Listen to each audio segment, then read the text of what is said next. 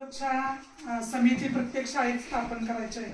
आता विद्यार्थी सुरक्षा समिती म्हणजे काय बघा, विद्यार्थी सुरक्षा म्हटलं की आपल्याला कळतं नाही, सुरक्षित राहणे किंवा सुरक्षित राहणे त्याच्या संदर्भात आपल्या शाळेत समिती स्थापन केलेली आहे आणि त्या समितीनं वागतोय आपल्याशी. तर त्या भावना किंवा त्याची नजर मुलींना तर जास्तीत जास्त समजली. हात दाबला तर माझा राग व्यक्त होतोय, म्हणजे रागाने मी दाबत्या किंवा वेगळ्या नजरेने असं स्पर्श करतात बघा काय काय माणसं, तर तो स्पर्श गुड टच बॅड टच तुम्हाला ओळखता आला पाहिजे. कोणत्या पद्धतीनं माणूस हे करायला लागलाय, मुळात टच करून. आता माने मॅडमनी आपल्याला सांगितलं मागच्या वर्षी आपल्याकडे एक घटना घडली बरोबर. तर या संदर्भाने तुम्हाला लक्षात येतं की लहान मुलं तुम्ही आहात, मुलं पण हे लक्षात येतं.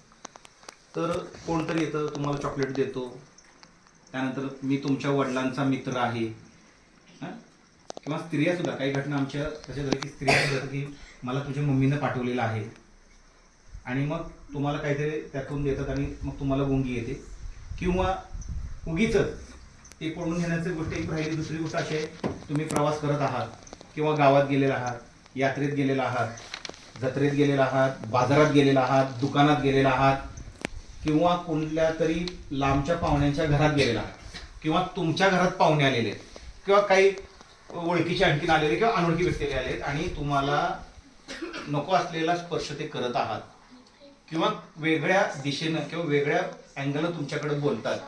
तर ही गोष्ट सगळ्यांनी लक्ष द्या. ही गोष्ट लक्ष देण्यासारखी आहे. हे तुम्हाला गोष्टी कळल्या पाहिजेत. मग तुम्हाला नको असणारा स्पर्श करणे, डोक्यावर हात ठेवून एखादी माया करणं हा भाग वेगळा राहिला आणि वेगळ्या काहीतरी गोष्टी करणं तर हे चुकीचं आहे. मग त्याला असतं की चांगला स्पर्श आणि वाईट स्पर्श. आपली मम्मी करते, पप्पा, हा वेगळा भाग आहे.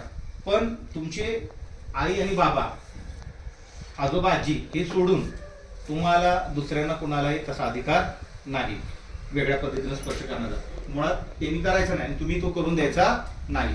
तर ते काय आहे आपल्या या सगळ्या गोष्टी मॅडम पण विस्तृत सांगितलं, मी थोडं सांगितलं, तुम्हाला थोडीशी त्याची कल्पना आहे, घरात पण सांगतात.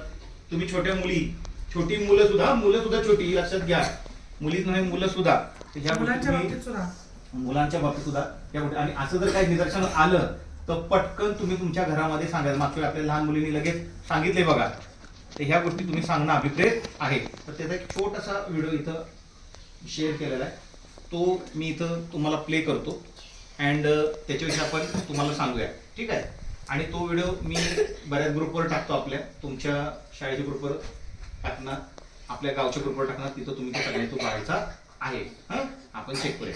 नुसतं बघायला नाही, घरच्यांना पण बघायचं. ओके थांबा.